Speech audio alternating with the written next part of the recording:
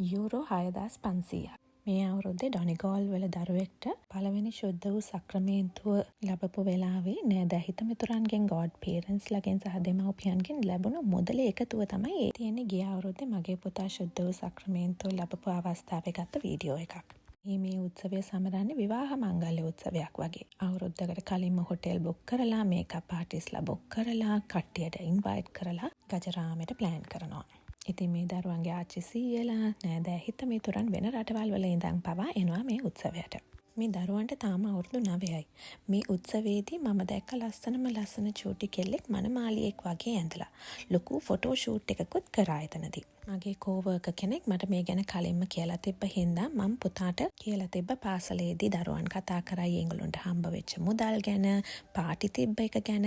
ඉතින් මගේ පුතා ඒ ගැන දුක් වෙන්න එපා. මොකද අපේ නෑදෑයෝ අපේ ආච්චිලා සීයලා ඉන්නේ ගොඩාක් දුර හින්දා කියලා.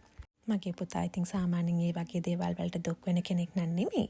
කවුරු හරි යාගෙන් මොනවද ඕනේ කියලා හැවුවොත් මුකුත් එපා කියලා කියන જાතිය ළමෙක්. කොහොම වුණත් මම මේ ගැන අයියට කියලා තිබ්බ හින්දා එයා පුතාට සල්ලි එවලා තිබ්බා.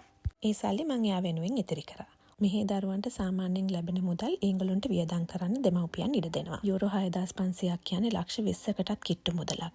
ඔයා මොකද හිතන්නේ මෙච්චර මුදලක් දරුවන්ට දෙන එක ගැන?